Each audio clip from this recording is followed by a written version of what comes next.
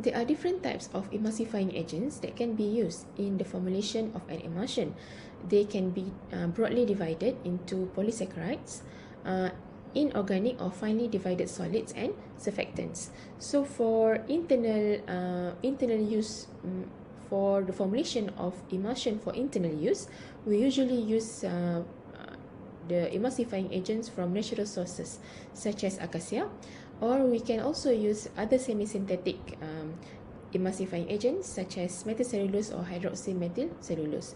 The inorganic emulsifying agent are usually used for external product, okay, and surfactants, depending on the type, can be used for either internal or external preparations.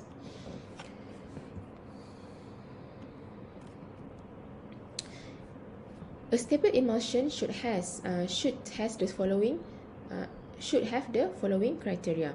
It should retain the initial character throughout the shelf life. Okay, so it means that the size of the globules and the distribution of the globules should remain throughout the shelf life. However, two common phenomena that happen due to instability of an emulsion, which are cracking and creaming. So these two are example of the instability that can happen to an emulsion. This image gives us some explanation on the different instability problem that can happen. So first is coalescence.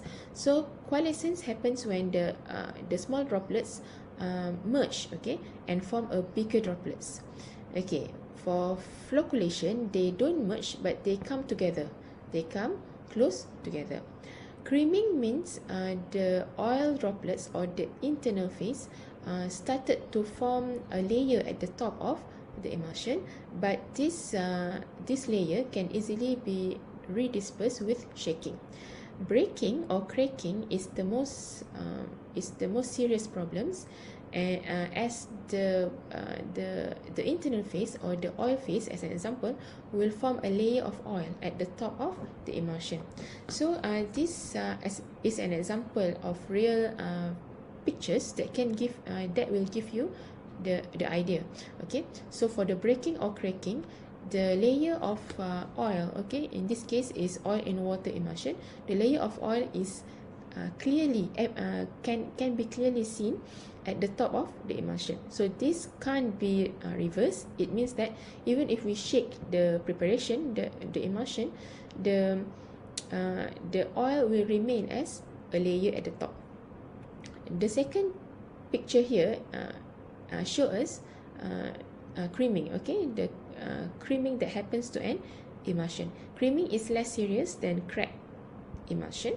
Okay, but this layer shows to us that the emulsion has some instability problem. However, this creams here can be easily redispersed with shaking.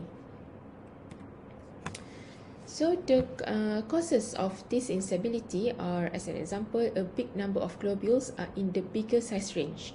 Okay, when you have a big size, okay, when you have the internal phase with a big globule size, this will lead, okay, will give a higher risk for the formation of creaming or cracking.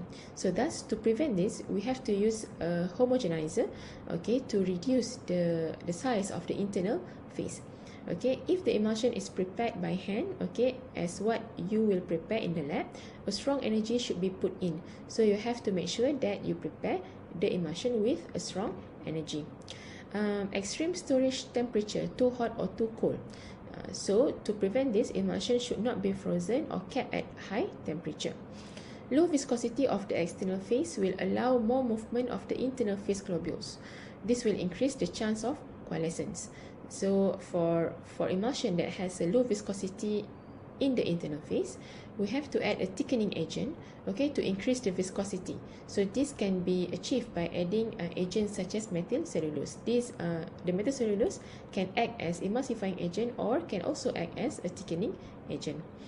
Incorporation of higher concentration of the internal phase may also cause instability.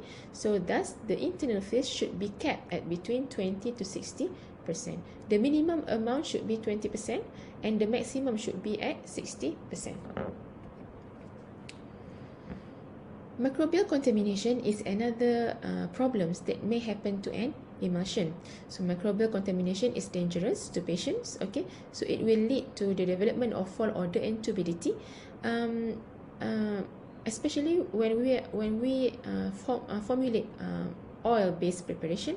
So the presence of microorganism will lead to the rancidity of the oil. So we have to protect our preparation, and this can be achieved by adding a preservative if the product is meant to be used for a longer